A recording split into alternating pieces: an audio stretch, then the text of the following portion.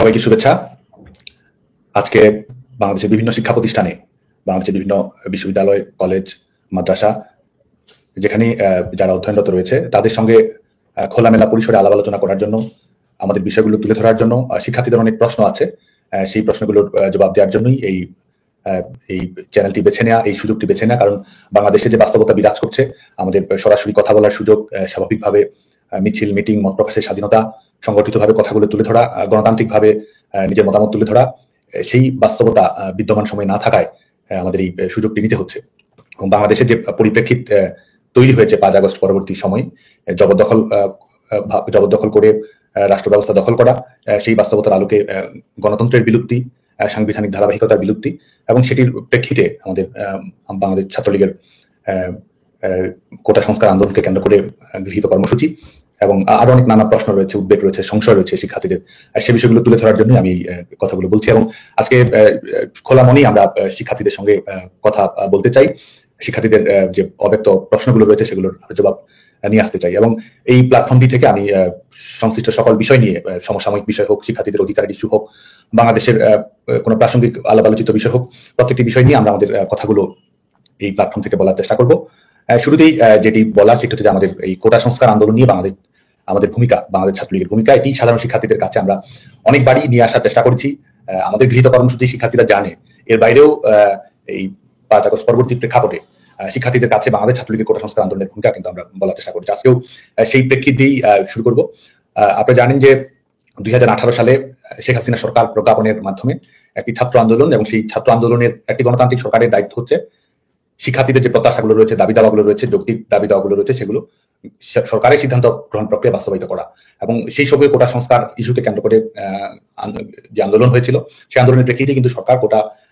বিষয়ে একটি প্রজ্ঞাপন দিয়েছিল, এবং সেই প্রজ্ঞাপনের প্রেক্ষিতে কিন্তু বাংলাদেশের তরুণ প্রজন্মের যে প্রত্যাশা রয়েছে, শিক্ষার্থীদের যে প্রত্যাশা রয়েছে, আমাদের যে প্রত্যাশা রয়েছে, সেই প্রত্যাশার একটি বাস্তবায়ন আমরা দেখেছিলাম শেখ হাসিনা সরকারের মাধ্যমে।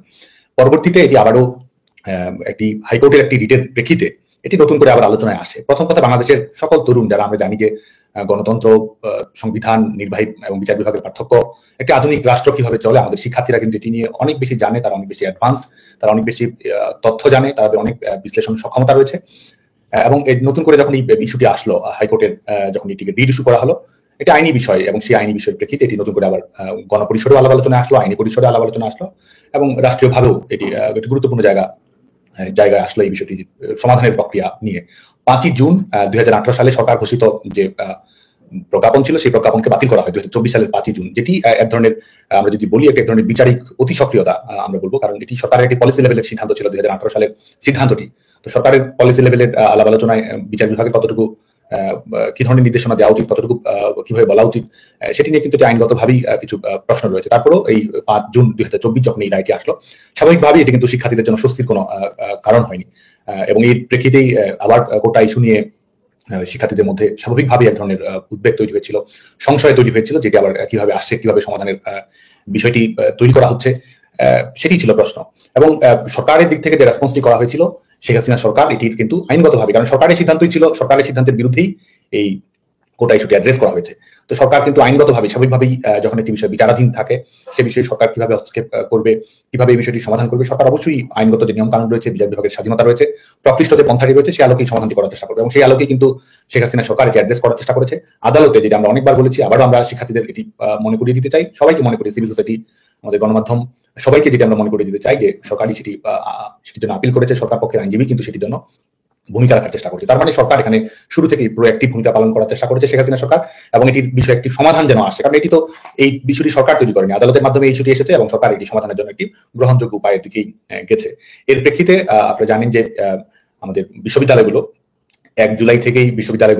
2024 থেকে বিশ্ববিদ্যালয়গুলো স্বাভাবিক শিক্ষা কার্যক্রম চালুর কথা। এর মধ্যে পেনশন স্কিমকে ঘিরে আমাদের শিক্ষকদের একটি চলমান আন্দোলনের কারণে যে কর্মবিরতি চলমান ছিল, এই কর্মবিরতির প্রেক্ষাপটে বাংলাদেশের বেশিরভাগ বিশ্ববিদ্যালয়, অধিকাংশ বিশ্ববিদ্যালয় কিন্তু 1 জুলাই থেকে শিক্ষা কার্যক্রম, ক্লাস কার্যক্রম, পঠন পাঠন এগুলো চালু হয়নি। তো স্বাভাবিকভাবেই বিশ্ববিদ্যালয়গুলো কিন্তু আগে থেকেই, শিক্ষা প্রতিষ্ঠান, বিশেষ করে বিশ্ববিদ্যালয়গুলো, পাবলিক বিশ্ববিদ্যালয়গুলো কিন্তু আগে থেকেই বন্ধ ছিল। এবং ঈদের পরে বিশ্ববিদ্যালয়গুলো চালু হলেও সেখানে কিন্তু শিক্ষা কার্যক্রম তখনও চালু হয়নি শিক্ষকদের কর্মবিরতির প্রেক্ষাপটে। এবং এই প্রেক্ষাপটেই নতুন করে আবার এই কোটা ইস্যুটির আবার এখানে এটিকে কেন্দ্র করে আন্দোলন সেটি সূচিত হয়। আমরা যেটি বলতে চাই সেটি হচ্ছে যে আমরা ছাত্র সংগঠন হিসেবে বাংলাদেশ ছাত্রলীগের ভূমিকা কি ছিল। ছাত্র সংগঠন হিসেবে বাংলাদেশ ছাত্রলীগের ভূমিকা হচ্ছে শিক্ষার্থীদের জন্য ভূমিকা রাখা, শিক্ষার্থীদের কথাগুলো তুলে ধরা, শিক্ষার্থীদের দাবি দেওয়ার যৌক্তিক সমস্যা নিরসনের জন্য একটি গ্রহণযোগ্য উপায় বের করা এবং শিক্ষার্থীদের সমস্যা যেন পূরণ হয় সে ব্যাপারে ভূমিকা রাখা, রাজপথে ভূমিকা রাখা, পলিসি অ্যাডভোকেসি করা, সরকারের সংশ্লিষ্ট কর্তৃপক্ষের সঙ্গে আলাপ আলোচনার ভিত্তিতে সমাধান করা এবং গ্রহণযোগ্য শান্তিপূর্ণ সবচেয়ে ভালো বিকল্পটি বেছে নেওয়া এবং সেটি প্রশ্নে ছাত্র সমাজকে ঐক্যবদ্ধ করা, সেটি হচ্ছে একটি ছাত্র সংগঠনের কাজ। তো এই কোটা ইস্যুটি যখন এসেছে বাংলাদেশ ছাত্রলীগ এটিকে গ্রহণযোগ্য উপায়ে সমাধান করার জন্য চেষ্টা করেছে। আমরা প্রথম দিন থেকেই বলেছি যে আমরা কোটা ইস্যু একটি যৌক্তিক, অন্তর্ভুক্তিমূলক, গ্রহণযোগ্য এবং টেকসই সমাধান চাই, যাতে করে এটির একটি স্থায়ী সমাধান তৈরি সম্ভব হয় এবং একটা আধুনিক গণতান্ত্রিক রাষ্ট্রে আমাদের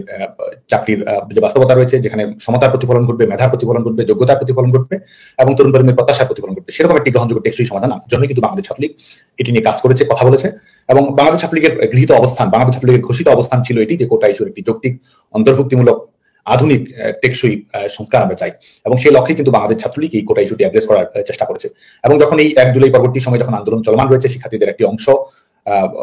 রাজনৈতিক ছাত্র সংগঠনের বিভিন্ন পর্যায়ের কর্মীদের নামে বেনামে হোক তাদের একটি অংশগ্রহণ সেটি আমরা দেখেছি। এবং বাংলাদেশ ছাত্রলীগ কিন্তু এই কোটা সংস্কার আন্দোলনে শিক্ষার্থীদের যে চলমান আন্দোলন সেখানে যদিও বিভিন্ন ছাত্র সংগঠনের কর্মীরা সেখানে অন্তর্ভুক্ত ছিল, তারপরেও কিন্তু এই আন্দোলন যেন শান্তিপূর্ণ থাকে, তারা তাদের গৃহীত কর্মসূচি নিয়ে এগিয়ে যাবে, শান্তিপূর্ণভাবে কর্মসূচি পালন করবে এবং বাংলাদেশ ছাত্রলীগ তার নিজস্ব উপায়ে শিক্ষার্থীদের সঙ্গে সম্পৃক্ততা বজায় রেখেই বাংলাদেশ ছাত্রলীগ এই ইস্যুটি সমাধান করবে। এটাই তো ছিল বাংলাদেশ ছাত্রলীগের ভূমিকা। এবং আজকে আমরা 5 আগস্ট পরবর্তী বাস্তবতা আমরা দেখতে পাই যে এই তথ্যগুলো, এই উপাত্তগুলো এক ধরনের এগুলোকে বাতিল করে দেওয়ার চেষ্টা করা হয়। এগুলো জনপরিষদ থেকে, গণমাধ্যম থেকে কিংবা আমাদের আলাপ আলোচনার পরিসরে এগুলোকে এক ধরনের লুকিয়ে ফেলার প্রবণতা আমরা অনেকের মধ্যেই দেখতে পাই, যারা এটিকে রাজনৈতিকভাবে ব্যবহার করার জন্য সচেষ্ট রয়েছে। তো বাংলাদেশ ছাত্রলীগ এই কোটা ইস্যুটির সমাধান করার জন্য, আমরা যৌক্তিক অন্তর্ভুক্তিগুলি সমাধান করার জন্য আমরা কিন্তু সংবাদ সম্মেলনের মাধ্যমে প্রথমে আমরা আমাদের অবস্থান তুলে ধরি যে কোটা ইস্যুটির এই ধরনের সমাধান হওয়া উচিত, বাংলাদেশ ছাত্রলীগ প্রত্যাশা করে। সংবাদ সম্মেলনের মাধ্যমে আমরা অবস্থানটি তুলে ধরি। এর পরবর্তীতে কোটা বাংলাদেশ ছাত্রলীগ মিছিল করেছে, বাংলাদেশ ছাত্রলীগ কোটা সংস্কারের দাবিতে বাংলাদেশের সকল শিক্ষা প্রতিষ্ঠানে একযোগে আমরা প্রতিবাদ সমাবেশ, বিক্ষোভ সমাবেশ, দাবি আদায়ের জন্য আমরা সমাবেশ করেছি। এবং এটি কিন্তু সেই সময় হচ্ছিল যখন 1 জুলাই থেকে বিশেষ করে 13 জুলাই পর্যন্ত যখন বাংলাদেশে কোথাও কোনো অনাকাঙ্ক্ষিত অপ্রীতিকর ঘটনা ঘটেনি, সেই সময়টুকুতে বাংলাদেশ ছাত্রলীগ কর্মসূচি পালন করেছে। সমান্তরালে তারাও কিন্তু অপরাপর যে প্ল্যাটফর্মগুলো রয়েছে তারা তাদের কর্মসূচি পালন করেছে। বাংলাদেশ ছাত্রলীগ কিন্তু শান্তিপূর্ণভাবেই এই কোটা সংস্কার সমাধান করার জন্য চেষ্টা করবে। শুধু তাই নয়, আমরা কিন্তু আজকে সিভিল সোসাইটি, গণমাধ্যম, আমাদের শিক্ষার্থী, ছাত্র আন্দোলনের বন্ধু সবাইকে আমরা এই স্মরণ করে দিতে চাই, কোটা সমস্যার যৌক্তিক, অন্তর্ভুক্তিমূলক, গ্রহণযোগ্য সমাধান নিশ্চিত করার জন্য শুধুমাত্র সমাবেশ, মিটিং, মিছিল নয়, আমরা কিন্তু সরকারের সংশ্লিষ্ট সকল মন্ত্রণালয়, সেটি জনপ্রশাসন মন্ত্রণালয় হোক, আইন মন্ত্রণালয় হোক এবং সরকারের অ্যাটর্নি জেনারেল অফিস, যারা সরকার পক্ষের হয়ে এই বিষয়টি আদালতে যারা আইনগতভাবে লড়াই করছিলেন, তাদের সঙ্গেও কিন্তু সমন্বয় সাধনের চেষ্টা বাংলাদেশ ছাত্রলীগ করেছে। এবং আমরা তাদের সঙ্গে মিটিং করেছি, কথা বলেছি, ছাত্রদের যে ভয়েসটি রয়েছে, ছাত্রদের যে দাবি দেওয়া রয়েছে, শিক্ষার্থীরা কি ভাবছে সেটি আমরা তুলে ধরেছি। কারণ আমরা চেয়েছি ছাত্র সংগঠন হিসেবে আমরা কি চাবো, আমাদের তো অবশ্যই আমাদের নিজস্ব কৌশল রয়েছে, নিজস্ব কর্মপন্থা রয়েছে, শিক্ষার্থীদের সমস্যার সমাধান সেটি ছিল আমাদের প্রায়োরিটি। এবং আমরা যেটি সে সময় বলেছি এবং এখন যেটি বাস্তবে পরিণত হয়েছে, এই একটি ইস্যু ভিত্তিক আন্দোলনকে কেউ যেন ভিন্ন খাতে প্রবাহিত করতে না পারে, সেজন্য সেই ব্যাপারেও কিন্তু বাংলাদেশ ছাত্রলীগ শুরু থেকেই এই ব্যাপারে বাংলাদেশ ছাত্রলীগ সোচ্চার ভূমিকা পালন করার চেষ্টা করেছে, কথা বলেছে, আমাদের ভাবনাগুলো আমরা শিক্ষার্থীদের সঙ্গে শেয়ার করার চেষ্টা করেছি। এবং বাংলাদেশ ছাত্রলীগ কিন্তু এক ধরনের আমরা বলেছি যে আমরা শিক্ষার্থীদের মতামতটি নিব, কারণ যেহেতু 2018 সালের প্রজ্ঞাপনের মাধ্যমে সমাধান হয়েছে, তারপরে এটি হাইকোর্টের রায়ের প্রেক্ষিতে, হাইকোর্টের নির্দেশনার প্রেক্ষিতে নতুন করে সমস্যাটির উদ্ভব হলো। সে কারণে আমরা টেকসই সমাধান, যুগোপযোগী সমাধানের মাধ্যমে পলিটিক্স বা পলিসি অ্যাডভোকেসির আমরা আশ্রয় গ্রহণ করেছিলাম। আমরা উন্মুক্তভাবে শিক্ষার্থীদের কাছে মতামত আহ্বান জানিয়েছিলাম যে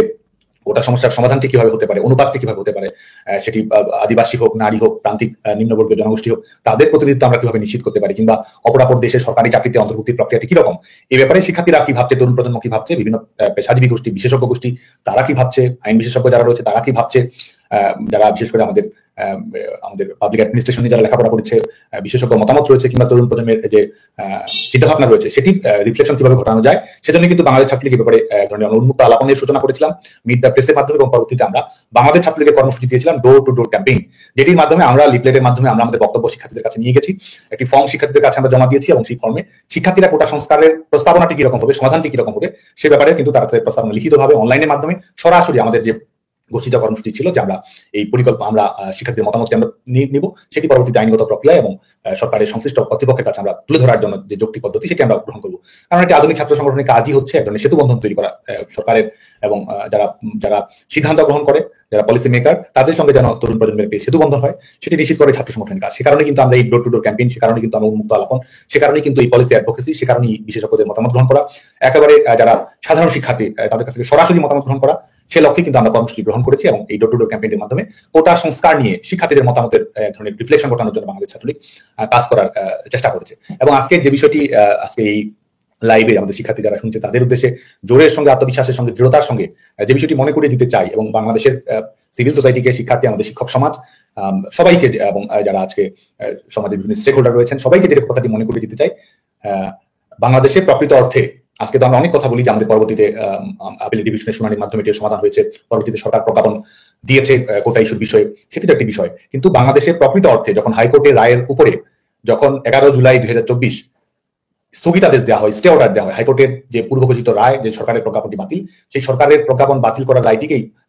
যখন স্থিতাবস্থা দেওয়া হয়, স্টে অর্ডার দেওয়া হয়, সেদিন থেকে কিন্তু বাংলাদেশে কোনো কোটা কার্যকর ছিল না।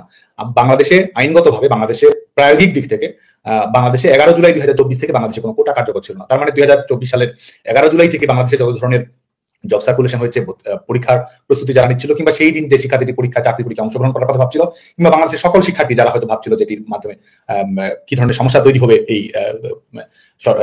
কোটা ইস্যুকে কেন্দ্র করে, 2024 সালের 11 জুলাই মাধ্যমে কিন্তু সেটির সমাধান হয়েছিল। 11 জুলাই থেকে বাংলাদেশে কোনো কোটা কার্যকর ছিল না। আপিল বিভাগের চূড়ান্ত নিষ্পত্তির আগেই, সরকারের প্রজ্ঞাপন দেওয়ার আগেই এই 11 জুলাই থেকে বাংলাদেশে কোনো কোটা কার্যকর ছিল না। সত্যিকার অর্থে শিক্ষার্থীদের যে আন্দোলন ছিল এবং সরকারের যে আইনগত লড়াই ছিল এবং একই সঙ্গে আমাদের বাংলাদেশ ছাত্রলীগ, অপরাপর ছাত্র সংগঠনগুলোর যে ভূমিকা ছিল, 11 জুলাই 2024 কিন্তু এই আন্দোলনের একটি নিষ্পত্তি সম্পন্ন হয়েছিল। সরকারের দিক থেকে যেটুকু রেসপন্স করার, আইনগতভাবে যেটুকু সম্ভব, সেটি কিন্তু ইতিমধ্যে একটি সমাধান সম্ভব হয়েছিল। যে হ্যাপি এন্ডিংটি বাংলাদেশের ছাত্র রাজনীতির যে কোনো ইস্যু ভিত্তিক আন্দোলন, যেটি শিক্ষার্থীদের সেমিস্টার ফি কমানো হোক, শিক্ষার্থীদের কর্মসংস্থানের নিশ্চয়তা হোক, শিক্ষার্থীদের প্রযুক্তি ব্যবহারের অ্যাক্সেসিবিলিটি নিশ্চিত করা হোক, দক্ষ মানব সম্পদ তৈরি করার জন্য প্রায়োগিক সুবিধা বৃদ্ধির বিষয়টি হোক, শিক্ষা বাজেট বৃদ্ধি করা হোক, ছাত্র সংসদ নির্বাচন চালু করা হোক, প্রত্যেকটি ইস্যু ভিত্তিক ছাত্র আন্দোলন হয়েছে। সেটি একটি হ্যাপি এন্ডিং যে আমরা চাই যে একটি নিষ্পত্তি, একটি সমাধান, সেটি কিন্তু 11 জুলাই সমাধান হয়েছিল। আজকে যখন আমরা এই পেছনের দিকে, ঘটনার দিকে ফিরে তাকাই, বাংলাদেশের ছাত্র আন্দোলনের একজন কর্মী হিসেবে এটুকু আমি দৃঢ়তার সঙ্গে বলতে পারি এবং শিক্ষার্থীদের সঙ্গে এই অংশটুকু বিশেষভাবে আমি শেয়ার করতে চাই যে 2024 সালের 11 জুলাইয়ের পর থেকেই সবাই যদি দায়িত্বশীল আচরণ করত এবং যে সমাধান ইতিমধ্যেই হয়েছে সেই সমাধানের ব্যাপারে সবাই যদি দায়িত্বশীল ভূমিকা পালন করত,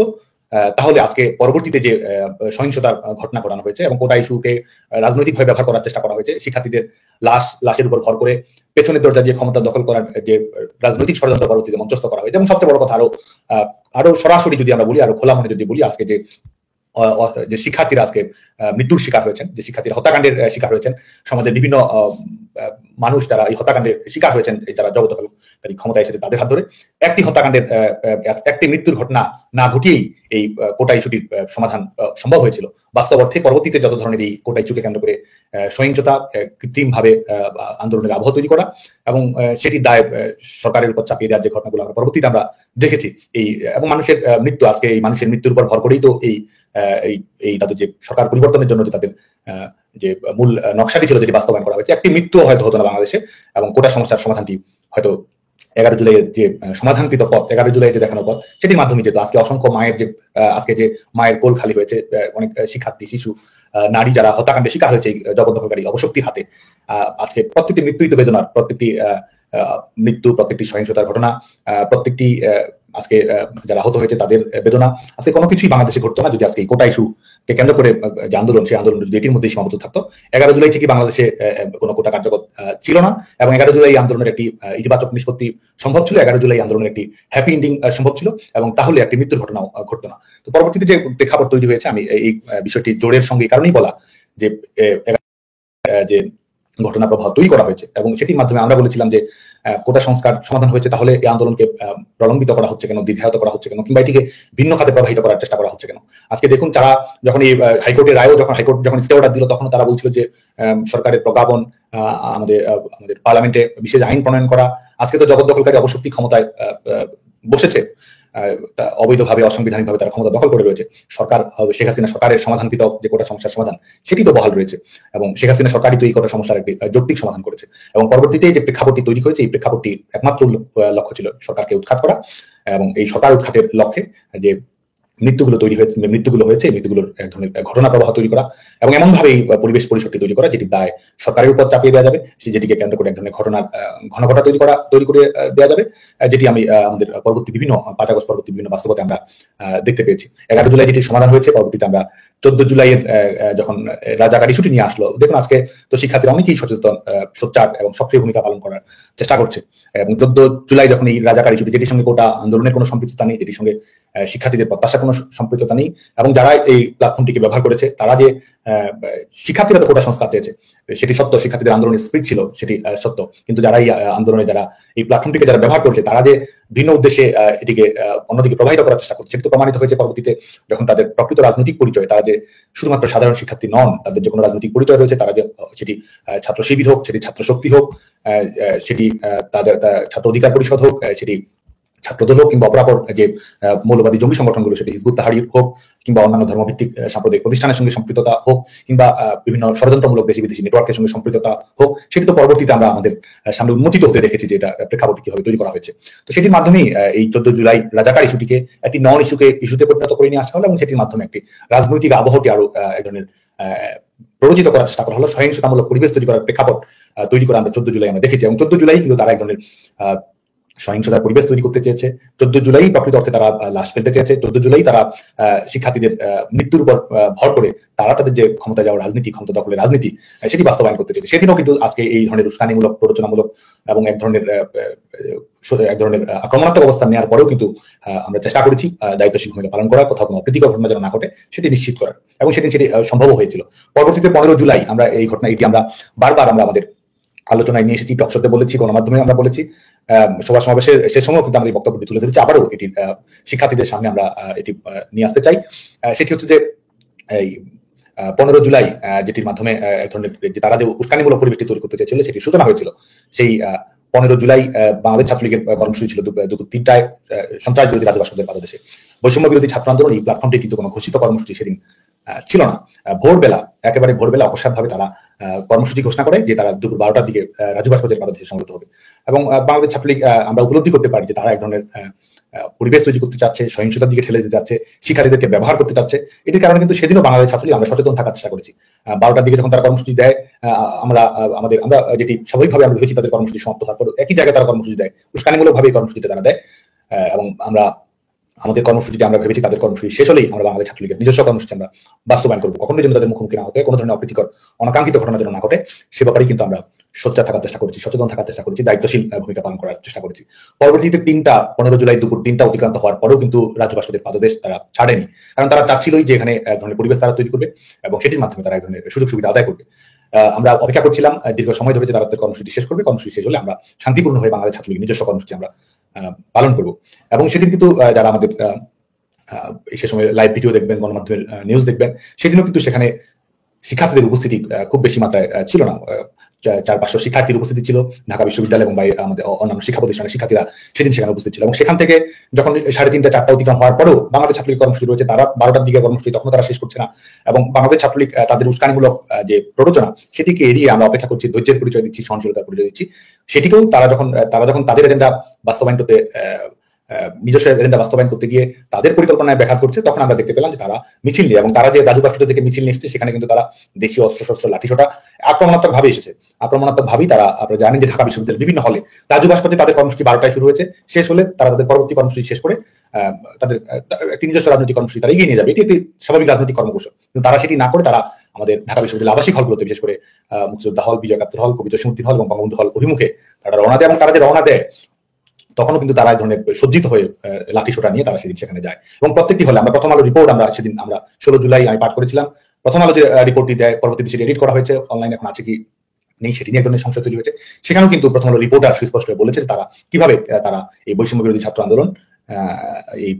এই পরিবেশ পরিস্থিতি তারা কিভাবে তৈরি করে, সেখানে কিন্তু সেই বর্ণনাটি দেওয়া রয়েছে। তারা সেখানে উস্কানিমূলক স্লোগান দিয়েছে, তারা সেখানে হলের বাইরে গিয়ে হল গেটে তারা ভাঙচুর করেছে, প্রহরীদের মারধর করেছে, ভেতরে গিয়ে এক ধরনের ধাওয়া পাল্টা ধাওয়ার পরিবেশ তারা তৈরি করেছে, ইট পাটকেল তারা নিক্ষেপ করেছে, এবং কোথাও কোনো ঘটনা ঘটেনি। তাদের কর্মসূচি শেষ হওয়ার পরে তো সেখানে যাওয়ার কোনো মানেই ছিল না। এবং তারপরে তারা ধরনের উস্কানিমূলক পরিবেশগুলো শিক্ষার্থীদের উপর এক ধরনের চড়াও হওয়ার ঘটনা ঘটিয়ে ঘটনাকে ভিন্ন খাতে প্রবাহিত করা, যে মূল লক্ষ্যটি ছিল সেই মূল লক্ষ্যে কিন্তু তারা এগিয়ে গেছে। এবং সেটি জসীমউদ্দিন হল হোক, সেটি বঙ্গবন্ধু হল হোক, মুক্তিযোদ্ধা হল হোক, প্রত্যেকটি হলে কিন্তু তারা এক ধরনের সিন ক্রিয়েট করার চেষ্টা করেছে, ইট পাটকেল লাঠিসোঁটা নিক্ষেপ করেছে, হল গেট অতিথি কক্ষ তারা ভাঙচুর করেছে এবং পরবর্তীতে বিজয় একাত্তর হলে গিয়ে তারা তাদের যে চূড়ান্ত মুহূর্ত যে টার্নিং পয়েন্ট তৈরি করা প্রয়োজন ছিল সেটি তারা করে। সেখানে যখন ছাত্রলীগের কর্মীরা অনেকেই ছিল, সাধারণ শিক্ষার্থীরা অনেকেই ছিল, কিছুক্ষণ পরে বাংলাদেশ ছাত্রলীগের কর্মসূচিতে যোগ দেবে, সেখানে কিন্তু তারা ছাত্রলীগের কর্মীদের উপর তারা আক্রমণ পরিচালনা করে, ছাত্রলীগের কর্মীদের উপর তারা বেধড়ক মারধর করে, ছাত্রলীগের কর্মীরা সেখানে আহত হয়। শুধু তাই নয়, যারা সাধারণ শিক্ষার্থী ছিল, যারা কর্মসূচিতে যাওয়ার জন্য অপেক্ষমান ছিল, কিংবা যারা সাধারণভাবেই হল থেকে হয়তো বের হচ্ছিল, তাদের উপর চড়া হয়ে একটি ভীতিকর পরিবেশ পরিস্থিতি তারা সেদিন তৈরি করেছিল। এটির মাধ্যমে গোটা বাংলাদেশের ধরনের সহিংসতার সূচনা তারা তৈরি করেছিল। নিজেরা তারা এই সহিংসতার ঘটনা ঘটিয়েছে এবং পরবর্তীতে এই সহিংসতার ঘটনা ঘটিয়ে তার দায় তারা বাংলাদেশ ছাত্রলীগের উপরে তারা চাপানোর চেষ্টা করেছে। 15 জুলাই এই ঘটনাটি আমাদের শিক্ষার্থীরা, বিশেষ করে ঢাকা বিশ্ববিদ্যালয়, বিভিন্ন বিশ্ববিদ্যালয়ে অধ্যয়নরত শিক্ষার্থী বন্ধুরা কিন্তু এটি সম্পর্কে সম্যক সচেতন রয়েছে বলে আমি দৃঢ়তার সঙ্গে বিশ্বাস করি। আজকেও যদি এটি নিয়ে কেউ ডকুমেন্টেশন করে, এটি নিয়ে যদি কেউ রিপোর্টিং করার চেষ্টা করে, এটি নিয়ে যাচাই করার চেষ্টা করে, আমরা সুস্পষ্টভাবে আমরা কিন্তু খোলা মনে আমরা দৃঢ়তার সঙ্গে বলতে পারি, আমরা চ্যালেঞ্জের সঙ্গে বলতে পারি যে সহিংসতার সূচনা তারা ঘটিয়েছে। সহিংসতার সূচনা ঘটিয়ে তার দায়ভার প্রোপাগান্ডার মাধ্যমে বাংলাদেশ ছাত্রলীগের উপরে তারা চাপিয়ে দেওয়ার চেষ্টা করেছে। এভাবেই 15 জুলাইয়ের প্রেক্ষাপটে কিন্তু তারা তৈরি করেছে। এবং 16 জুলাই আপনারা জানেন যে ইউজিসি যখন বাংলাদেশের বিভিন্ন বিশ্ববিদ্যালয়কে অপ্রীতিকর অস্থিতিশীল পরিবেশের দিকে ঠেলে যাওয়ার চেষ্টা করছিল, ইউজিসি সেদিন একটি প্রজ্ঞাপন দেয়, যেটির মাধ্যমে বাংলাদেশ বিশ্ববিদ্যালয়গুলো যেন অপ্রীতিকর ঘটনা না ঘটে, আকাঙ্ক্ষিত ঘটনা না ঘটে, সেটির লক্ষ্যে আপনারা জানেন যে বিশ্ববিদ্যালয়গুলো বন্ধ করার জন্য সংশ্লিষ্ট সকল বিশ্ববিদ্যালয়ের প্রতি আহ্বান জানায়। সেখানে কিন্তু আমরা, যেহেতু কোটা ইস্যুটির একটি আইনগত সমাধান সম্ভব হয়েছে এবং কোটা ইস্যুটির এটি যেন শান্তিপূর্ণ পরিস্থিতির দিকে যায়, আইনগতভাবে শান্তিপূর্ণ ইতিবাচক আন্দোলনের মধ্য দিয়ে, সেই লক্ষ্যে যেহেতু বাংলাদেশ ছাত্রলীগ ভূমিকা পালন করার চেষ্টা করেছে, 16 জুলাই যখন সেদিনও নানা ধরনের প্রেক্ষাপট তৈরি করার চেষ্টা করা হয়েছে, সেদিনও কিন্তু বাংলাদেশ ছাত্রলীগ যেন কারো মুখোমুখি না হয়, কোনো ধরনের সহিংসতার ঘটনা যেন না ঘটে, কোনো ধরনের উস্কানিতে যদি যেন কেউ পা না দেয়, সে ব্যাপারে আমরা সচেতন সক্রিয় ভূমিকা রাখার চেষ্টা করেছি। পরবর্তীতে যখন 16 জুলাই ইউজিসির নির্দেশনা এবং ঢাকা বিশ্ববিদ্যালয়ে বিশেষ করে কোনো অপ্রীতিকর ঘটনা যেন না ঘটে, সেজন্য তারা কিন্তু বারবার এই অপরাজনীতি, এই ধরনের বিশ্ববিদ্যালয়ের অভ্যন্তরে এক ধরনের মৃত্যুর ঘটনা ঘটানো, সে ব্যাপারে কিন্তু তারা সব ধরনের চূড়ান্ত প্রস্তুতি গ্রহণ করেছিল। যখন 16 জুলাই শেষ করে 17 জুলাই প্রথম প্রহরে, যখন কিছুক্ষণ পরেই সিন্ডিকেট মিটিং এর মাধ্যমে, ইতিমধ্যে ইউজিসির সিদ্ধান্ত হয়েছে সিন্ডিকেট মিটিং এর মাধ্যমে ঢাকা বিশ্ববিদ্যালয়ের আবাসিক হলগুলো বন্ধ ঘোষণা করা হবে সকাল 11টায়, তখনও কিন্তু তারা ভোর রাত থেকে ঢাকা বিশ্ববিদ্যালয়ের আবাসিক হলগুলোতে তারা অস্ত্র শস্ত্র নিয়ে বিভিন্ন প্রশিক্ষিত বিশেষ করে মৌলবাদী সংগঠনগুলোর সঙ্গে সম্পৃক্ত ক্যাডারদের নিয়ে, বহিরাগতদের নিয়ে তারা এক ধরনের আবাসিক হলগুলোতে তারা এক ধরনের পরিবেশ পরিস্থিতি তৈরি করার চেষ্টা করে। আপনারা জানেন যে পরবর্তীতে আমরা বিশেষ করে বঙ্গবন্ধু কন্যা দেশরত্ন শেখ হাসিনার আমরা বিভিন্ন আলোচনায় আমরা যেটি সে সময় আমরা জেনেছি যে বিশেষ করে তাদের যে কিলিং মিশন, সেটি যেন বাস্তবায়িত না হয়, ঢাকা বিশ্ববিদ্যালয়ের অভ্যন্তরে যেন কোনো ধরনের অনাকাঙ্ক্ষিত অপ্রীতিকর ঘটনা না ঘটে, সেটি নিশ্চিত করার জন্য কিন্তু যেহেতু কিছুক্ষণ পরে সিন্ডিকেটের মাধ্যমে হলগুলো, আবাসিক হলগুলো বন্ধ করার সিদ্ধান্ত নিতেই যাচ্ছে, কোনো অপ্রীতিকর অনাকাঙ্ক্ষিত ঘটনা নতুন করে যেন না ঘটে এবং একই সঙ্গে ইউজিসির যে প্রজ্ঞাপন সেটি যেন বহাল থাকে, সেই লক্ষ্যে কিন্তু সেদিন আমরা সহিংসতা এড়ানোর জন্য এই আমরা দায়িত্বশীলতার পরিচয় দিয়ে আমরা ভূমিকা পালন করার চেষ্টা করেছি এবং সেটিকেও রাজনৈতিকভাবে ব্যবহার করার চেষ্টা করা হয়েছে। সেটিকে এক ধরনের বিজয় পরাজয়, এই ধরনের একটি রূপক দেওয়ার চেষ্টা করা হয়েছে এবং সেদিনই বিশেষ করে ঢাকা শিক্ষা প্রতিষ্ঠানগুলোতে বা বিভিন্ন বিশ্ববিদ্যালয়গুলোতে একই সঙ্গে বিশেষ করে ঢাকা বিশ্ববিদ্যালয়ের অভ্যন্তরেই 1000-এর মতো বিশেষ করে ছাত্রলীগের কর্মীদের, সাধারণ শিক্ষার্থীদের রুমগুলো কিভাবে ভাঙচুর করা হয়েছে, মেয়েদের কিভাবে লাঞ্ছিত করা হয়েছে, সার্টিফিকেট কিভাবে পুড়িয়ে দেওয়া হয়েছে এবং এই ধরনের ভীতি এবং 3 তলা 4 তলা 5 তলা থেকে শিক্ষার্থীদের কিভাবে ফেলে দেওয়া হয়েছে, সেটি চট্টগ্রামে হোক, সেটি ঢাকায় হোক, সেই প্রেক্ষাপটটি কিন্তু আমরা জানি। এভাবে এই ঘটনা প্রবাহটি তৈরি করার চেষ্টা করা হয়েছে। পরবর্তীতে 17 জুলাই থেকে পরবর্তীতে এটিকে কিভাবে সহিংসতার দিকে ঠেলে দেওয়া হয়েছে, বিশেষ করে আমরা আজকে 5 আগস্ট পরবর্তী প্রেক্ষাপটে তাদের আজকে আমাদের বক্তব্য, আমাদের বিবৃতি কিংবা আমাদের আলাপ আলোচনা সেটি নয়, তাদের নিজস্ব অবস্থান থেকে যদি আমরা দেখি যে তারা এই আন্দোলনকে সহিংস করাই যে তাদের মূল লক্ষ্য ছিল, সেটি কিন্তু তারা বলেছে, সেটি তারা সশস্ত্র বিপ্লবের জন্য তারা প্রস্তুত ছিল, তারা এক ধরনের সহিংসতার জন্য তারা প্রস্তুত ছিল, সেটি তারা কিন্তু আজকে প্রকাশ্যেই বলছে। এবং একই সঙ্গে যে বাংলাদেশের বেশিরভাগ থানায় যে লুট করা হয়েছে, অস্ত্র লুট করা হয়েছে, এটির পেছনে কিন্তু মূল লক্ষ্যটি ছিল এক ধরনের এই পরিবেশ পরিস্থিতি তৈরি করে জবরদখল করে পেছনের দরজা দিয়ে ক্ষমতা দখলের পথটি যেন নিরাপদ থাকে, নিশ্চিত থাকে, সেই লক্ষ্যে কিন্তু তারা কাজ করেছে। এবং শিক্ষার্থীদের যে মৃত্যুগুলো, এই মৃত্যুগুলোর ঘটনাগুলো এমন ভাবে তারা ঘটিয়েছে যেটি সরকারের উপর চাপিয়ে দেওয়ার তারা চেষ্টা করেছে এবং এটি ছিল তাদের মূল লক্ষ্য। এবং এটির প্রমাণ আমরা পরবর্তীতে দেখি যখন 5 আগস্ট পরবর্তী প্রেক্ষাপটে কারাগার থেকে শীর্ষ সন্ত্রাসীদের যখন মুক্তি দেওয়া হয়, কারাগার থেকে শীর্ষ সন্ত্রাসীদের কেন মুক্তি দেওয়া হয়েছিল, এটি যখন এই প্রশ্নটি যখন সামনে আসে, তো এটিতে স্বাভাবিকভাবে তাদের মুক্তি দেওয়ার কোনো কারণ ছিল না, বরং এই বিশেষ করে এই জুলাই আগস্টের ঘটনার প্রেক্ষাপটে তারা যেন তাদের ভূমিকাটি পালন করার চেষ্টা করতে পারে, বিশেষ করে সহিংসতামূলক ঘটনাগুলো ঘটানো, সেন্সিটিভ কিলিং এর কেসগুলো তৈরি করা, সেটি নারী হোক, শিশু হোক, শিক্ষার্থী মৃত্যুর ঘটনাগুলো ঘটিয়ে এক ধরনের পরিবেশ তৈরি করা, যেটি এই অবৈধ সরকারের প্রধান মহাজন ডক্টর ইউনূসের ভাষায় মেটিকুলাস ডিজাইন করা, সেটি কিন্তু তারা তৈরি করেছে। এবং তারা বলছে যে এই আগুনের ঘটনা না ঘটলে, সহিংসতার ঘটনা না ঘটলে এই আন্দোলন কিন্তু সফল হতো না, সেটি কিন্তু তাদের স্বীকারোক্তির মাধ্যমে আমরা এই বিষয়গুলো আমরা জানতে পেরেছি। এবং যে ধরনের অস্ত্রগুলো ব্যবহার করা হয়েছে, যেগুলো আইন শৃঙ্খলা রক্ষাকারী বাহিনী বাংলাদেশের ব্যবহার করতো না, সে ধরনের অস্ত্রের ব্যবহার, এবং যেখান থেকে তারা শিক্ষার্থীরা মিছিল করছে কোটা সংস্কারের দাবিতে কিংবা ইস্যুভিত্তিক আন্দোলনে, সেখান থেকেই কিন্তু শিক্ষার্থীদের মৃত্যু হচ্ছে, যেখানে হয়তো আইন শৃঙ্খলা রক্ষাকারী বাহিনী কিংবা অন্য কারো উপস্থিতি ছিল না, এবং ছাদে হোক, সেটি বারান্দায় হোক, দাঁড়িয়ে থাকা শিক্ষার্থীদের, শিশুদের, নারীদের কিভাবে হত্যা করা হয়েছে, সেটি কিন্তু পরবর্তীতে অনেক ধরনের ভিডিও, অনেক ধরনের ডকুমেন্টেশন আমরা আমাদের কাছে, এবং এই অবৈধ সরকারের স্বরাষ্ট্র উপদেষ্টা তার নিজের জবানিতেও কিন্তু আমরা দেখেছি যে এই, এবং যেই বক্তব্য দেওয়ার কারণে পরবর্তীতে তাকে সেই সেখান থেকে সরিয়ে নিয়ে অন্যখানে পদায়িত করার ঘটনা আমরা দেখেছি। এবং সবচেয়ে বড় দালিলিক প্রমাণ হচ্ছে, আপনারা জানেন যে ইন্ডেমনিটি, এই আন্দোলন চলাকালীন সময় যারা সহিংসতার ঘটনা ঘটিয়েছে তাদেরকে, বিশেষ করে যারা এই প্ল্যাটফর্মটির সঙ্গে যারা সম্পৃক্ত রয়েছে, এই তথাকথিত আন্দোলনের প্ল্যাটফর্মের সঙ্গে যারা সম্পৃক্ত রয়েছে, তাদেরকে কোনো বিচারিক প্রক্রিয়ার আওতায় নিয়ে আসা যাবে না, তাদেরকে কোনো আইনগত প্রশ্নের মুখোমুখি করা যাবে না, তাদেরকে বিষয়ে কোনো তদন্ত করা যাবে না, তাদের বিষয়ে কোনো মামলা গ্রহণ করা যাবে না। এ ধরনের যে ইন্ডেমনিটি, এটি কিন্তু সরকারের এক ধরনের অফিসিয়াল ডিক্লারেশন, যে যাদের হাতে রক্তের দাগ লেগে রয়েছে তারাই যে সরকার গঠন করেছে, এবং এটি তো তারা তো এটি যদি বিচারিক প্রক্রিয়া নিশ্চিত করতেই চাইতো, এটি যদি সঠিক তদন্তই তারা চাইতো, যেটি শেখ হাসিনা সরকার সূচনা করেছিল, যে সহিংসতার ঘটনার সঙ্গে যারা জড়িত সবাইকে বিচারিক প্রক্রিয়া আওতায় নিয়ে আসতে হবে। সরকারের দৃঢ় মনোবল, সৎ এবং আন্তরিক মনোবল ছিল বলেই তো সেটি জাতিসংঘের উন্মুক্ত তদন্তের আহ্বান জানানো হয়েছিল, নিরপেক্ষ বিচার বিভাগের তদন্ত কমিটি গঠন করা হয়েছিল, এবং যে ধরনের জঙ্গিবাদী কায়দায়, সন্ত্রাসবাদী কায়দায় আইন শৃঙ্খলা রক্ষাকারী বাহিনীর উপর আক্রমণ করা হয়েছে, আজকে সিভিল ওয়ার্ডেও কিংবা যে ধরনের সহিংসতামূলক ঘটনা পৃথিবীর বিভিন্নখানে যেখানে ঘটছে, সেখানেও কিন্তু যতজন আইন শৃঙ্খলা রক্ষাকারী বাহিনীর সদস্যকে হত্যাকাণ্ডের শিকার না হতে হয়, তার চেয়ে বেশি আজকে বাংলাদেশের এই জুলাই আগস্ট প্রেক্ষাপটে কিন্তু ঘটেছে। এটি প্রমাণ করে যে এক ধরনের সহিংস কায়দায়, এক ধরনের জঙ্গিবাদী কায়দায়, এবং শিক্ষার্থীদের লাশ ফেলে সেই শিক্ষার্থীদের লাশের উপর ভর করি, তার দায় অন্যদের উপর চাপিয়ে দিয়ে এবং মানুষকে বিভ্রান্ত করে এই আন্দোলনকে সফল করাটাই ছিল তাদের মূল লক্ষ্য। এবং সেটি করার জন্যই তারা এই সমস্ত প্রেক্ষাপটগুলোর তারা সূচনা করেছিল, এবং সেটি 17 জুলাই, সেটি 11 জুলাই, সেটি 5 আগস্ট, এই সমস্ত ঘটনার প্রেক্ষাপট যে এটি ছিল, তার কিন্তু প্রমাণ আজকে বাংলাদেশের মানুষের কাছে, বাংলাদেশের ছাত্র সমাজের কাছে ইতিমধ্যেই পরিষ্কার হয়ে গেছে। আজকে বাংলাদেশের যে বাস্তবতা বর্তমানে বিরাজ করছে, এই প্রেক্ষাপটে শিক্ষার্থীদের যে প্রশ্নগুলো রয়েছে, উদ্বেগগুলো রয়েছে, সংশয়গুলো রয়েছে, প্রশ্নগুলো রয়েছে, এগুলো তুলে ধরার জন্যই আমরা আজকে এই কথাগুলো বলার চেষ্টা করছি। আরেকটি বিষয় শিক্ষিত যে আমাদের যে প্রশ্নটি অনেক সময় আসছে, যে আমাদের আত্মোপলব্ধি, আমাদের ভুলভ্রান্তি, ছাত্র সংগঠন হিসেবে আমাদের সীমাবদ্ধতা, ত্রুটি, এটি নিয়েও এক ধরনের ডিসকাশন রয়েছে। তো আমরা বাংলাদেশ ছাত্রলীগের ভূমিকা কি ছিল না ছিল, এটি আমরা অবশ্যই শিক্ষার্থীরাই মূল্যায়ন করবে। আমরা ইতিমধ্যে সেই প্রেক্ষাপটে আমরা বর্ণনা করেছি যে আমরা কোটা সংস্কার আন্দোলনকে আমরা কিভাবে অ্যাড্রেস করার চেষ্টা করেছি, আমরা কিভাবে ভূমিকা পালন করার চেষ্টা করেছি, আমরা কি ধরনের ইনিশিয়েটিভ নিয়েছি, আমরা কিভাবে শিক্ষার্থীদেরকে ইনভলভ করার চেষ্টা করেছি, এবং আমাদের অ্যাডভোকেসিটি কি ছিল, এবং সহিংসতা এড়ানোর জন্য বাংলাদেশ ছাত্রলীগ কি পদক্ষেপ গ্রহণ করেছে, যতটুকু সম্ভব আমি এখানে ব্যাখ্যা করার চেষ্টা করেছি। তারপর আজকে বাংলাদেশের যে প্রেক্ষাপট তৈরি হয়েছে, আমরা আজকে বাংলাদেশের গণতন্ত্রকে কুক্ষিগত করা হয়েছে, গণতন্ত্র অবরুদ্ধ হয়েছে, আমাদের সাংবিধানিক ধারাবাহিকতাকে ছিন্ন বিচ্ছিন্ন করে দেওয়া হয়েছে, এবং মুক্তিযুদ্ধকে প্রতিস্থাপিত করার প্রচেষ্টা, জাতির পিতা বঙ্গবন্ধু শেখ মুজিবুর রহমানের আদর্শ, ভূমিকা, লড়াই, সংগ্রামকে আজকে এক ধরনের রাষ্ট্রীয়ভাবে ঢেকে দেওয়ার প্রচেষ্টা, এবং পরবর্তী বাংলাদেশের মানুষের সামাজিক সাংস্কৃতিক যে স্বাধীনতা রয়েছে, স্বকীয়তা রয়েছে, সেটিকে আক্রমণ করা, সেটি ভাস্কর্যের উপর আঘাত করার মাধ্যমে হোক, সাংস্কৃতিক পরিচয়কে আঘাত করার মাধ্যমে হোক, অসাম্প্রদায়িক ধর্মনিরপেক্ষ মূল্যবোধকে আঘাত করার মাধ্যমে হোক, আমাদের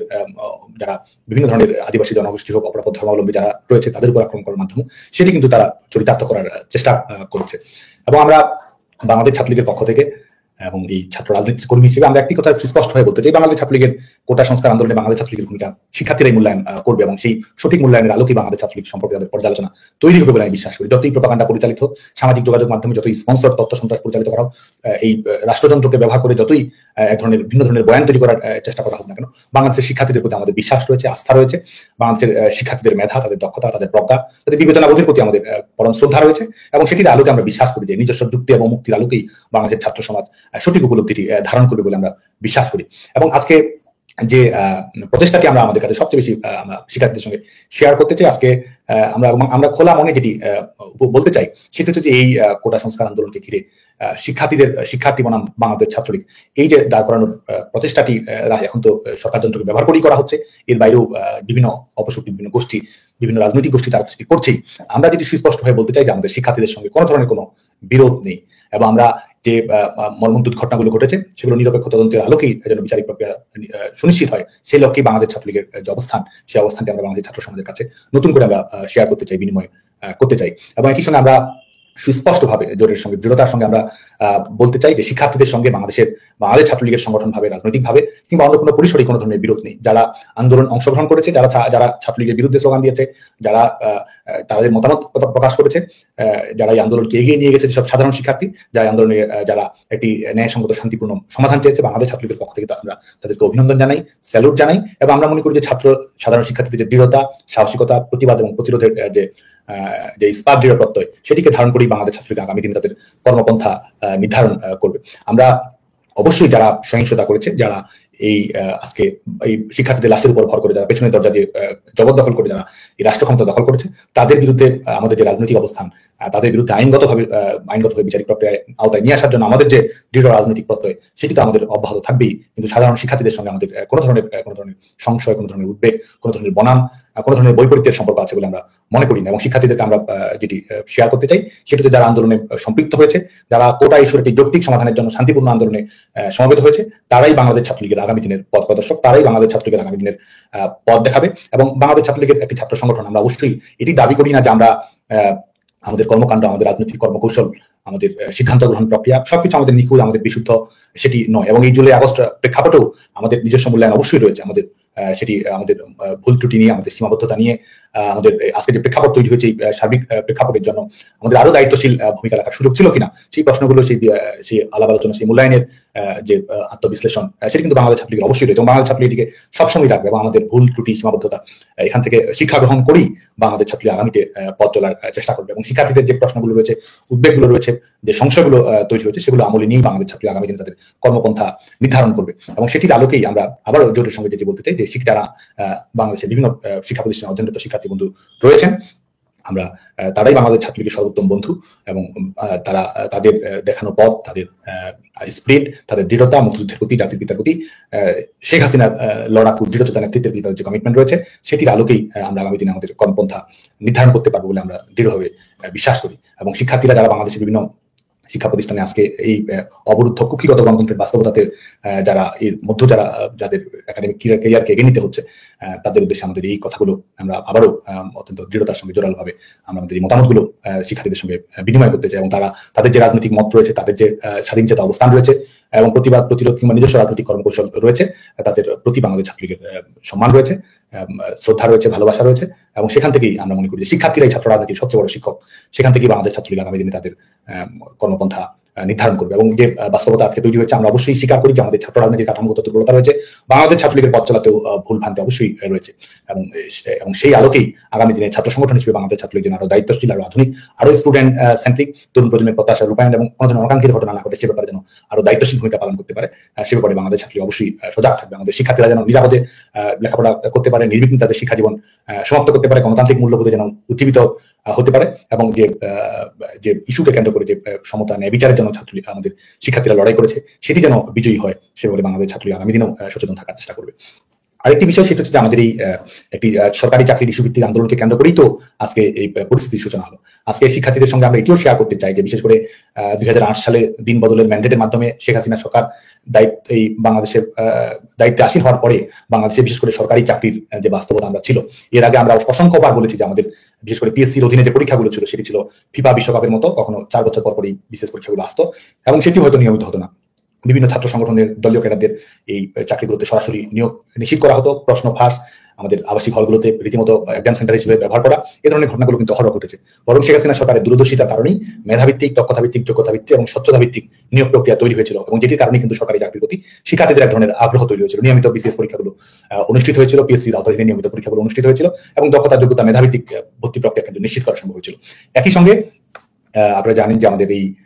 বেসরকারি খাতকে উন্মুক্ত করা সম্ভব হয়েছিল, যে কারণে বেসরকারি খাতে আমাদের ছেলেমেয়েদের উদ্যোক্তা হওয়া, চাকরিতে অংশগ্রহণ করার সুযোগ, স্বনির্ভর হওয়ার সুযোগ কিন্তু সেটি সম্ভব হয়েছে। আজকে 5 আগস্ট পরবর্তী বাস্তবতায় যদি আমরা দেখতে পাই যে বাংলাদেশে নতুন করে কোনো ধরনের জব সার্কুলেশন হওয়া, নতুন করে কোনো ধরনের নিয়োগ প্রক্রিয়া, বেসরকারি খাত পুরোপুরি বিপর্যস্ত, কারণ কোনো ধরনের ব্যবসা বাণিজ্যের পরিবেশ, কলকারখানায় কাজ করার পরিবেশ কোনো কিছুই নেই এবং নতুন করে যে বিনিয়োগ কেউ করবে সেই সম্ভাবনা, সেই সুযোগও কিন্তু তৈরি হয়নি, যে কারণে বেসরকারি খাতে বাংলাদেশের তরুণদের যে সম্ভাবনাটুকু ছিল, কর্মসংস্থানের যে নিশ্চয়তা ছিল, সেটাও কিন্তু ইতিমধ্যেই বন্ধ হয়ে গেছে এবং সরকারি চাকরি সেটি যে জব সার্কুলেশন নতুন করে তো আসছেই না। একই সঙ্গে আমাদের ছেলে মেয়েদের চাকরিতে অংশগ্রহণ করার সুযোগটি কিন্তু ইতিমধ্যেই সীমিত করে দেওয়া হয়েছে। একদিকে বয়স, সরকারি চাকরিতে প্রবেশের বয়স 32, বিপরীতে কতবার সরকারি চাকরিতে অংশগ্রহণ করতে পারবে, পরীক্ষা অংশগ্রহণ করতে পারবে, সেটি কিন্তু বেঁধে ধরা হচ্ছে। তো আখের কিন্তু আমাদের সরকারি চাকরিতে পরীক্ষা অংশগ্রহণ করার সুযোগটি ইতিমধ্যে সীমিত করা হয়েছে এবং সরকারি চাকরির পরীক্ষা সর্বশেষ যে পিএসসির সিদ্ধান্ত গ্রহণ করা হয়েছে, বিশেষ করে যারা মৌখিক পরীক্ষায় এর আগে অংশগ্রহণ করেছে তাদের নতুন করে মৌখিক পরীক্ষা নেওয়া হবে, তৃতীয় পরীক্ষকের কাছে আবার নতুন করে পাঠানো হবে। এই ধরনের সিদ্ধান্তগুলো কিন্তু পিএসসির আওতাধীন যে চাকরির পরীক্ষাগুলো রয়েছে সেগুলোকে দীর্ঘায়িত করা এবং রাজনৈতিক বিবেচনা, একটি বিশ্ববিদ্যালয়ে অধ্যয়নরত অবস্থায় শিক্ষার্থীরা বিভিন্ন ধরনের সামাজিক, রাজনৈতিক, সাংস্কৃতিক কর্মকাণ্ডে অন্তর্ভুক্ত থাকে। শুধুমাত্র রাজনৈতিক মতের কারণে আজকে সকল ধরনের চাকরির পরীক্ষা উত্তীর্ণ হওয়া সত্ত্বেও, এমনকি প্রশিক্ষণ শেষ হওয়া সত্ত্বেও কিন্তু আজকে চাকরি বাতিল করে দেওয়ার চেষ্টা করা হচ্ছে। তার মানে আজকে যে ধরনের রাজনীতিকরণ ঘটছে, সরকারি চাকরি নিয়ে কিন্তু শিক্ষার্থীদের মধ্যে এক ধরনের উদ্বেগ, এক ধরনের সংশয় ইতিমধ্যেই তৈরি হয়েছে যে ভবিষ্যতে এই যে ইতিবাচক পরিবেশটি তৈরি করা হয়েছিল সেটি থাকবে কি থাকবে না, সেটি নিয়ে অবশ্যই এক ধরনের সংশয় সবার মধ্যে তৈরি হয়েছে। এবং একই সঙ্গে বাংলাদেশের বর্তমানে যে বাস্তবতা আমাদের তৈরি হচ্ছে, ছেলেমেয়েরা কোটা সংস্কারের দাবিতে আন্দোলন করেছিল, বিভিন্ন ইস্যুভিত্তিক প্রত্যাশা ছিল, আজকে সেখান থেকে বাংলাদেশের সংবিধানকে বদলে দেওয়ার চেষ্টা করা হচ্ছে। আজকে রিসেট বাটন যেটি তাদের ঘোষিত কর্মসূচি, যেটির মাধ্যমে আমাদের মুক্তিযুদ্ধের অঙ্গীকার, আমাদের মৌলিক অঙ্গীকার, এগুলোকে আজকে প্রশ্নবিদ্ধ করার চেষ্টা করা হচ্ছে। এবং যারা হয়তো বাংলাদেশের জনগণের কোনো ম্যান্ডেট যাদের কাছে নেই, বাংলাদেশের জনগণের কাছে তাদের কোনো দায়বদ্ধতা নেই, এবং সবসময় জনগণের উপর চাপিয়ে দিয়েই সেটিকে এক ধরনের লেজিটিমেট করা, সেই প্রবণতাও কিন্তু আজকে আমরা দেখতে পাচ্ছি। এক ধরনের জবরদখলকারী সরকার, অবৈধ সরকার, অসাংবিধানিক সরকার, অগণতান্ত্রিক সরকার এবং জনগণের কাছে দায়বদ্ধতাহীন এক ধরনের সরকার ব্যবস্থা আজকে বাংলাদেশে কিন্তু চাপিয়ে দেওয়ার এক ধরনের হয়েছে। এবং আমরা যেটি বাংলাদেশের সকল ছাত্র সমাজকে আহ্বান জানাবো যে আমাদের বাংলাদেশের ছাত্র সমাজ সবসময় গণতান্ত্রিক শাসন ব্যবস্থার প্রতি দায়বদ্ধ ছিল। যখন সেটি সামরিক শুরু শাসকের বিরুদ্ধে লড়াই হোক, সেটি অনির্বাচিত সরকারের বিরুদ্ধে লড়াই হোক, ছাত্র সমাজ সবসময় সচেতন এবং সক্রিয় ভূমিকা পালন করার চেষ্টা করেছে। তো আজকে যে বাংলাদেশের গণতান্ত্রিক যে অবস্থা, আজকে রাজনৈতিক দলগুলোর সভা সমাবেশ করার অধিকার কিভাবে কুক্ষিগত করা হয়েছে, রাষ্ট্রীয় নিষেধাজ্ঞার আওতায় কিভাবে নিয়ে আসা হচ্ছে, মৌলবাদী সংগঠনগুলোকে এক ধরনের লেজিটিমেসি প্রদান করা হচ্ছে, আর বাংলাদেশের জন্মের সঙ্গে সম্পৃক্ত ছাত্র সংগঠনকে নিষেধাজ্ঞার আওতায় নিয়ে আসার মতো আজকে ঘটনা কিন্তু বাংলাদেশের ছাত্র সমাজের কাছে উন্মোচিত হচ্ছে। আজকে সংবাদপত্রের স্বাধীনতা, মত প্রকাশ করার স্বাধীনতা, সংগঠিত হওয়ার স্বাধীনতা, সমাবেশ করার স্বাধীনতা, বিভিন্ন যে মৌলিক মানবাধিকারগুলো রয়েছে সবকিছুকে কিন্তু আজকে এই কুক্ষিগত করার চেষ্টা করা হচ্ছে। সব মিলিয়ে বাংলাদেশের আজকে যে মৌলিক গলতটি রয়েছে সেটা হচ্ছে যে আমাদের গণতান্ত্রিক শাসন ব্যবস্থাকে পর্যুদস্ত করা হয়েছে। অনির্বাচিত শাসকেরা বাংলাদেশের ক্ষমতা আজকে কুক্ষিগত করেছে, এবং যারা মুক্তিযুদ্ধের যে আমাদের যে অর্জন রয়েছে সেই অর্জনকে ধূলিসাৎ করে দিয়ে এক ধরনের ভিন্ন ধরনের রাজনৈতিক বাতাবরণ তৈরি করার অপচেষ্টা বাংলাদেশের মানুষের কাছে কিন্তু ইতিমধ্যেই দৃশ্যমান হয়েছে। সে কারণে আজকে বাংলাদেশের ছাত্র সমাজের প্রতি আমাদের আহ্বান থাকবে যে আমাদের এই গণতন্ত্রের দাবিতে, মুক্তিযুদ্ধের অঙ্গীকার প্রতিষ্ঠা করার দাবিতে, জাতিপিতা বঙ্গবন্ধু শেখ মুজিবুর রহমানের স্বপ্নের সোনার বাংলা বিনির্মাণ যে সংগ্রাম আমাদের চলমান রয়েছে, সেই সংগ্রামকে আরো ঐক্যবদ্ধ করার স্বার্থে আমাদের ছাত্র সমাজ যেন নতুন করে ঐক্যবদ্ধ হয়, তাদের মধ্যে যে প্রশ্নগুলো রয়েছে সেই প্রশ্নগুলো নিয়ে তারা উন্মুক্তভাবে আলাপ আলোচনা করে, এবং সেটির মাধ্যমে আগামী দিনে এই একটি গ্রহণযোগ্য সমাধানের পথ, যেই সমাধানের মাধ্যমে আমরা গণতান্ত্রিক শাসন ব্যবস্থা নিশ্চিত করতে পারবো, যেই সমাধানের মাধ্যমে আমরা মুক্তিযুদ্ধের অঙ্গীকার বাংলাদেশে আমরা বাস্তবায়ন করতে পারবো, জাতিপিতা বঙ্গবন্ধু শেখ মুজিবুর রহমানের স্বপ্নের সোনার বাংলা আমরা বিনির্মাণ করতে পারবো, সে ব্যাপারে বাংলাদেশের ছাত্র সমাজকে আমরা সচেতন হওয়ার জন্য আহ্বান জানাই। এবং আমি দৃঢ়ভাবে বিশ্বাস করি যে রিসেট বাটন নয়, রিস্টোর ডেমোক্রেসি, আমাদের মুক্তিযুদ্ধের অঙ্গীকারকে পুনঃস্থাপিত করা, আমাদের সমাজে, আমাদের সংস্কৃতিতে, আমাদের চেতনায়, আমাদের মননে আমরা যেন সেই স্পিরিটটিকে ধারণ করতে পারি। বাংলাদেশের ছাত্র সমাজের প্রতি আজকে আমাদের সেই আহ্বানটি আমরা আমাদের থাকবে। এবং বাংলাদেশ ছাত্রলীগ আবারও শিক্ষার্থীদের সঙ্গে আমরা যে বিষয়টি শেয়ার করতে চাই, আজকে এই শিক্ষার্থীদের প্রত্যাশার আলোকে আগামী দিনে যেন আমরা আমাদের কর্মপন্থা নির্ধারণ করতে পারি, বাংলাদেশ ছাত্রলীগ সেই লক্ষ্যে ভূমিকা পালন করার চেষ্টা করবে। শিক্ষার্থীরাই বাংলাদেশ ছাত্রলীগকে আগামী দিনের পথ দেখাবে, এবং আমাদের অতীতের ভুল ত্রুটি বিচ্যুতি সীমাবদ্ধতা নিয়ে যে শিক্ষার্থীদের মূল্যায়ন রয়েছে, আমাদের নিজস্ব মূল্যায়ন রয়েছে, সেটির আলোকে আমরা আমাদের কর্মপন্থা চলমান রাখবো। এবং একই সঙ্গে আমরা দৃঢ় প্রত্যয়ের সঙ্গে প্রতিজ্ঞাবদ্ধ হতে চাই যে আমাদের যে একটি সংগঠন হিসেবে তরুণদের ইচ্ছা, তরুণদের প্রত্যাশা, তরুণদের দাবিদার প্রতিনিধিত্বকারী ছাত্র সংগঠন হিসেবে আমরা বাংলাদেশ ছাত্রলীগ আগামীতেও শিক্ষার্থীদের সবচেয়ে বড় যেটি প্রয়োজন, বাংলাদেশের নাগরিকদের মর্যাদা নিশ্চিত করার জন্য সবচেয়ে যেটি প্রয়োজন, সেই গণতান্ত্রিক বাংলাদেশের যাত্রা, কুক্ষিগত গণতন্ত্রকে মুক্ত করা, অবরুদ্ধ গণতন্ত্রকে মুক্ত করা, জনগণের নির্বাচিত প্রতিনিধির কাছে ক্ষমতা ফিরিয়ে দেওয়ার জন্য আমাদের যে সংগ্রাম রয়েছে, সেই সংগ্রামকে আমরা আগামী দিনে এগিয়ে নিয়ে যেতে চাই। এবং অবশ্যই আমাদের এই সংগ্রামে যতই বাধাবিঘ্ন আসুক, যতই প্রতিকূলতা আসুক, এবং যতই নির্যাতন নিষ্পেষণ স্কিম রোলার চাপিয়ে দেওয়া হোক, আমরা বিশ্বাস করি যে আমরা অবশ্যই সফল হবো, আমরা অবশ্যই বিজয়ী হব, এবং কোনো কিছু দিয়েই কোনো অপশক্তি আমাদের এই লড়াইকে, আমাদের সংগ্রামকে, আমাদের শান্তিপূর্ণ স্পিরিটকে পরাজিত করার সক্ষমতা রাখে বলে আমরা মনে করি না। আজকে আবারও দীর্ঘ সময় ধরে যারা শুনছেন এই ইউটিউব চ্যানেলটির মাধ্যমে সবাইকে আবারও শুভেচ্ছা জানাচ্ছি, ধন্যবাদ জানাচ্ছি। এবং সমস্যা নেই, আজকে মোটার আগে আমাদের শিক্ষার্থীদের বিভিন্ন প্রশ্ন, বিভিন্ন ধরনের জিজ্ঞাসা, সেটির আলোকে এবং আমাদের যেসব সীমাবদ্ধতা রয়েছে সেগুলো নিয়ে মূল্যায়ন করার চেষ্টা, আগামী দিনে বাংলাদেশ নিয়ে আমাদের প্রত্যাশা, শিক্ষার্থীদের শিক্ষা, প্রযুক্তি, কর্মসংস্থান নিয়ে আমাদের যে ভাবনাটি রয়েছে সেটি শেয়ার করার জন্য আজকে এই সুযোগটি বেছে নেয়। এবং যেহেতু বাংলাদেশের বিদ্যমান বাস্তবতায় গণতন্ত্র অনেক বেশি সংকুচিত, গণতন্ত্রকে নির্বাচনে পাঠানো হয়েছে, এই প্ল্যাটফর্মটি ব্যবহার করে আগামী দিনের জন্য শিক্ষার্থীদের মতামত আরো বেশি শেয়ার করা যায়, বিভিন্ন সমসাময়িক বিষয় নিয়ে, সেটি শিক্ষা হোক, প্রযুক্তি হোক, কর্মসংস্থান হোক, গণতান্ত্রিক ছাত্র রাজনীতি তৈরি করা হোক, মুক্তিযুদ্ধের অঙ্গীকার হোক, মত প্রকাশ, বাক স্বাধীনতার বিষয় হোক, কিংবা আমাদের প্রত্যাশিত আগামীর বাংলাদেশ নিয়ে শিক্ষার্থীদের ভাবনা, সেটি নিয়ে উন্মুক্তভাবে আলাপ আলোচনা করার জন্য এই পরিষদটিতে আমি আবারও শিক্ষার্থীদের সঙ্গে এই প্ল্যাটফর্মটিকে ব্যবহার করে কথা বলতে চাই, শিক্ষার্থীদের সঙ্গে মতামত শেয়ার করতে চাই, শিক্ষার্থীদের প্রশ্ন উঠবে, সংশয় থাকলে সেটিকে এখান থেকে আলাপ আলোচনা করতে চাই। আজকে প্রথম দিনে আপনাদের দীর্ঘ সময় ধরে শোনার জন্য সবাইকে আবারও আহ্বান জানাই, শিক্ষার্থীদের প্রতি স্যালুট, শিক্ষার্থীদের প্রতি অভিবাদন, অভিনন্দন এবং সালাম, সশ্রদ্ধ অভিবাদন জানিয়ে আজকের এই লাইভটি এখানেই শেষ করছি। সবাই ভালো থাকবেন। বাংলাদেশের ছাত্র সমাজের জয় হোক, জয় বাংলা, জয় বঙ্গবন্ধু।